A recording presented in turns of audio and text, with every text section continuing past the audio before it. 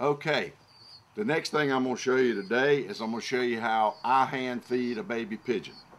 And there's all different kind of ways to do it. There's different type of equipment to use, but I'm going to show you what I do, and maybe it'll help you. The main thing I want to tell you is that in order to be effective, you need a good powdered feed. Fortunately, they make Exact.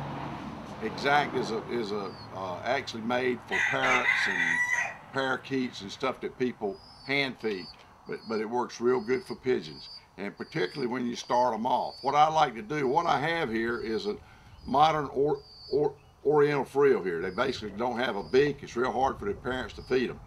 So what I do is put them with another surrogate parents and see if they'll take care of them. If they don't, then I'll take them out and I'll bring them in and I'll hand feed them.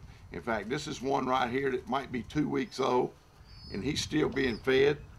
And then this is one that we brought in that's about 3 weeks old, that we basically hand fed since it was about 10 days old. But the beauty of this is not only do you get to interact with the pigeon, but it becomes a pet. And if you want a good pet pigeon, all you need to do is hand feed them, and that's real easy. But let me show you what I do, and then we'll go from there. Before I go to the actual bird, let me show you this. This is the thing I found in the grocery store, and it's like a ketchup bottle that you'd have at your home or anything. The only thing I do different to it is I do take a drill, and I drill a hole out up here a little bit bigger than what it is. And the thing about this is it's real easy to wash. You can sterilize it, and the big thing is you can put it in the microwave. When you're hand feeding baby birds, you don't want to give them cold food, so you need to warm it, kind of like you'd warm a baby bottle for a baby. So put it in the microwave, don't get it too hot, it doesn't take long, and then check it on your hand just like you would for a baby. Now this has already been heated here, like you would for a baby, and then it don't put them in shock. If you fill them up with cold food, it'll put them in shock, and then they could die. All right, now let me show you the birds. Okay, what I got here is the two babies in the nest here, and the biggest difference is age. One's about 2 weeks old, this one, and this one is about 3 weeks old. And what I feed them, basically I'm gonna show you the big one first because he's just about weaned, and you wanna wean them. You don't want them to be dependent upon you for the rest of your life. So all I do is I take the Exact in this bottle here that I drilled a hole out in, and I bring it down, I open their mouth, and I squirt the food in there. Don't put too much in there, and don't put it down the windpipe. Try to put it off to the center. And then with this one, I just take the grain. I'm using wheat here, doesn't matter. Pellets works good too. And I just feed them like that. Now this bird right here, I'm feeding him just for demonstration purposes. Basically, this bird right here is weaned. He's already started pecking on his own. Now, if you hand feed him, you can hand feed him when he's 10 years old if you want to.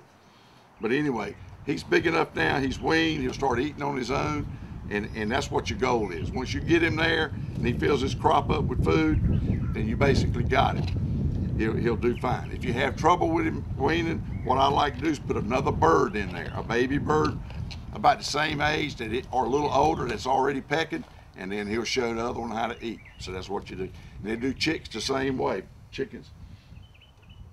All right. Now this is the younger bird here. This bird here is about 2 weeks old, and I'm still feeding him the Exact. All I do is take it, put it in his mouth, point it to the side, and I squeeze it. It goes into his crop, fills his little crop up with that. And I also start out about this age, and I give them some grain. They kind of resist it to start with, but once they figure out what's going on, they go on with the program. One thing about the Oriental frill, they got such a big mouth. They got a short beak, but they got such a big mouth that it makes them really, really easy to feed. But basically, that's it. You want to make sure they stay hydrated. You also want to have water. Teach them how to drink water. When at this age, they're probably not drinking much water. Well, I hope that helps you. It shows you how I do it. There's a lot of different ways. I'm not telling you this is the only way. I'm not going to tell you this is the best way or anything like that. I'm just going to tell you that it's the way that I've learned that I do it, And that's really all I can tell you. I can share with you what I know. Okay, we thank you for looking. I hope this helps you.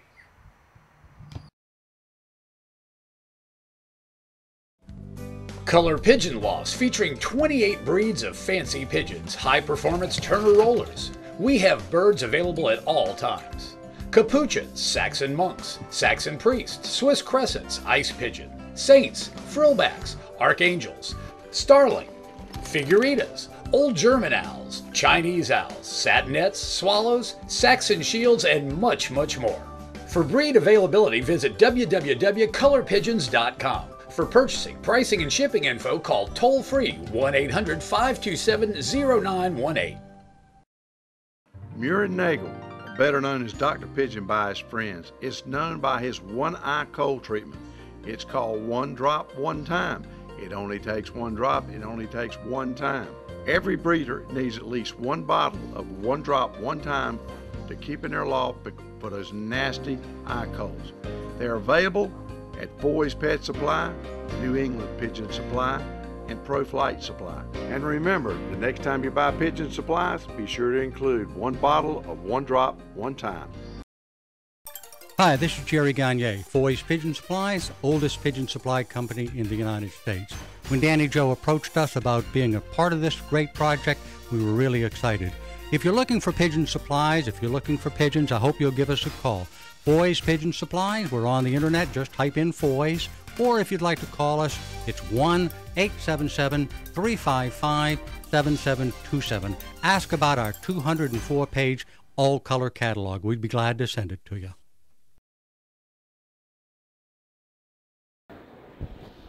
I'm fortunate to have with me today Lester Paul Gibson, Dr. Lester Paul Gibson, who is an entomologist. That's right. And not only that, he likes pigeons. Is that an understatement? No, I raised lots of pigeons. But he's very well known. He's retired now from the pigeon hobby. He told me that he made a deal with his wife that when he got 80 years old, he'd quit raising pigeons. That's right. And how long did you have pigeons? Ever since I was 8 years old. Really? Yeah. So what's that, 72 years? About that. That's pretty strong. We talked to a guy today, you know him too because you talked to him in there. He's a Jacobin guy, and he said about the same thing, same amount of time. I know I know what you're known for. How about just sharing with our people what you've done and some of the things that you've learned in your lifetime of dealing with them? I'm not sure what you mean. Oh, come on now. It's like telling me you're getting ready to leave. We don't need no comedians. I'm already a comedian. Okay. No, okay, then tell me how you got started when you were 8 years old. I saw a real nice barn pigeon, what we now call ash red, but I thought it was a brown. And it was just a squab, so I took it in and raised it up and used to carry it around on my shoulder, and lived on a farm. And I'd carry it to the back of the farm and say, all right, time to go home, and it'd fly back and go back in its cage. So that's how I got started. And then I raised all kinds of young from that, and then one of the neighbors said, hey, I like squab. How about raising me some squabs? So I raised squabs for him for several years. How about that? And then you got some other breeds? Well, how old were you then when you got? Well, I was in my early 20s, late 20s. When you got some specialty birds. Yeah. In fact, I'd never seen anything like this till I started at university, and some guy in a pathology department had a book on pigeons by Levy, and I was admiring it, and he said, well, would you like to have it? And I said, well, you know, it's a good book. You don't want to give it away. And he said, no, he said, I don't want it. So he gave me that book. That's how The pigeon. The pigeon. That's the Bible, isn't it? Yeah, and I looked at all those colors in there. I was like, my goodness gracious. And then I got out here to meet Dr. Hollander, and we spent years and years and years together. Every time I get out here, Joe Quinn, you know, from Ohio, and he run the Fancy Pigeon Council, and for years out at St. Louis, and we went out there every year and took my kids and wife along and enjoyed the place.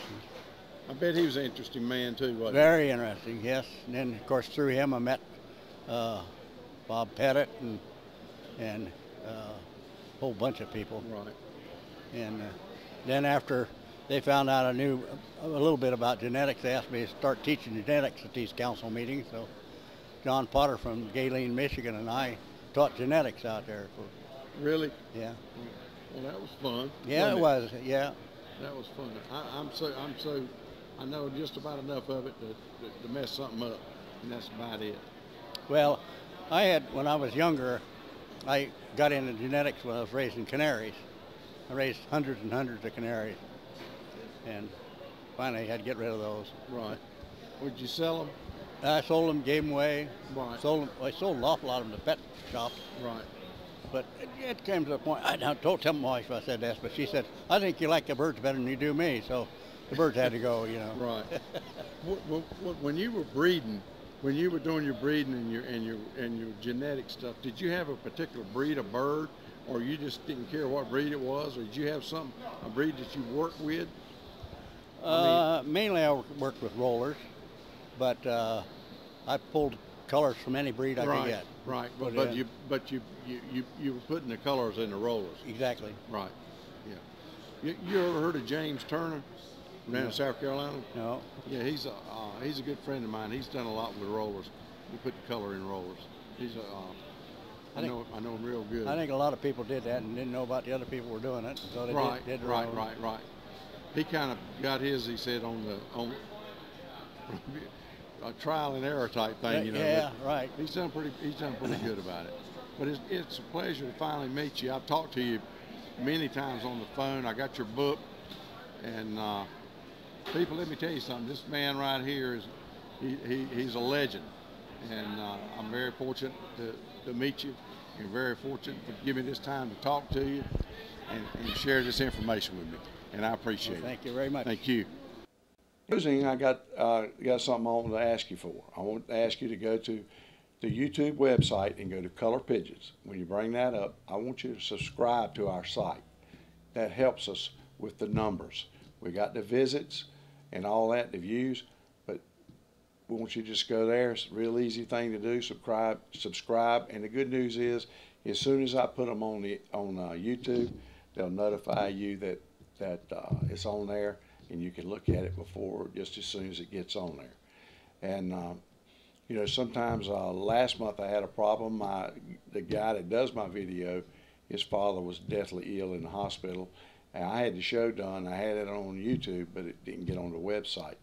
So whenever you're looking for it, go to the website first, but then go to YouTube, and if you don't mind, subscribe, and I'd appreciate it. Thanks for watching Color Pigeons and More, the Pigeon TV show that covers all aspects of the pigeon hobby. Today's show has been brought to you by Foy's Pet Supplies since 1887, America's oldest bird supply company. Dr. Pigeon Proven Pigeon Products, 18 to choose from. Color Pigeon Loft, featuring 27 show breeds and high performance rollers.